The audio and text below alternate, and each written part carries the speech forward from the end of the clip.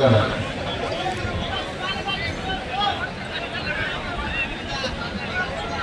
त्यांना वीरमरण प्राप्त झालं। अतिशय सामान्य परिस्थितीतून स्वर्गीय संदीप गायकवाड यांचा प्रवास आपण जर पाहिला, केवळ एक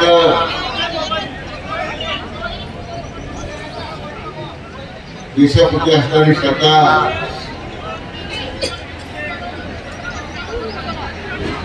देशाकरता समर्पित होणे, आपल्या स्वतःला त्यांनी जे झुकून दिलं त्या समर्पणाची भावना,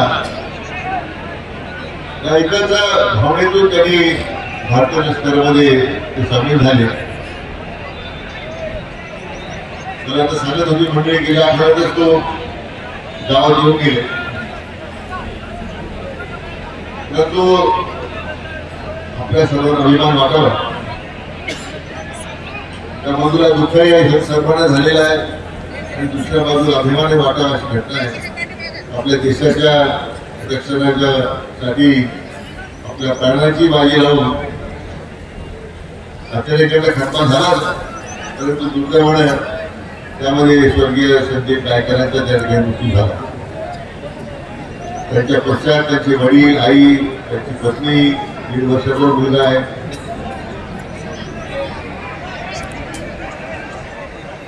सगळ्या कुटुंबावर जो आघात झालेला आहे केवळ संदीप गायकवाडांचाच कुटुंबावर आघात नाही आहे, तो आपल्या सगळ्यांनाच त्याचं दुःखाने आपल्या सर्वांना एक प्रकारचा आघात झालेला आहे। तो आपल्यासाठी लढलेला, आपल्या सर्वांच्या संरक्षणासाठी त्यांनी आपल्या प्राणाची आवडी दिली आहे, आणि त्यांचं जे समर्पण आहे ते आपण कधी विसरू शकणार नाही। निरंतर स्फूर्ती संदीप गायकवाड आपल्या नेहमी समोर राहतील, आपल्या अंतर्मनात राहतील, म्हणून या आमच्या शिव जवानाच्या प्रखर एक उत्तम अशा प्रकारचं स्मारक जे आमच्या पिढीला सर्वांना भविष्यात प्रेरणा देत राहील अशा प्रकारच्या ठिकाणी चांगल्या प्रकारचा आपण उभं करू, जो आपल्या सगळ्यांना त्यासाठी प्रेरणा देत नाही अशा प्रकारची भावना व्यक्त करताना मी त्यांना भावपूर्ण श्रद्धांजली अर्पण करतो। त्यांच्या कुटुंबावर आघात झालेला आहे, आघात सहन करण्यासाठी परमेश्वराने त्यांना शक्ती द्यावी। आपण सर्वजण त्या कुटुंबाच्या पाठीमागे भक्कम उभा आहोत। विश्वास तो संदीप गायकवाडांच्या कुटुंबालाच नाही, प्रत्येक भारतीय जवानाला हे आपलं आश्वासन करायचं आहे की तुमचं जे वीरमरण आहे ते व्यर्थ जाणार नाही। हा देश तुमच्या समर्पणासाठी पूर्णपणे सलाम करतोय, की पुन्हा एकदा त्यांच्या स्मृतीला भावपूर्ण श्रद्धांजली अर्पण करतो। जय हिंद।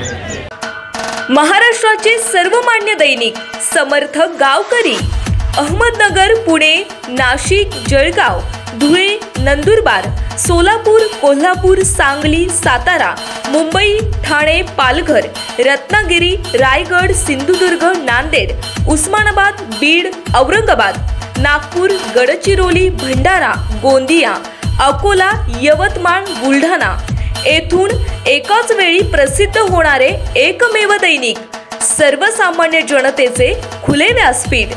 संपादक आहेत विश्वासराव आरोटे। मोबाईल नंबर आहे 94 23 38 85 08। दुसरा मोबाईल नंबर 94 23 46 72 72। तिसरा मोबाईल नंबर 75 88 15 0001। वेबसाईट आहे sgavkari.com। मेल आयडी आहे aklgavkari@gmail.com।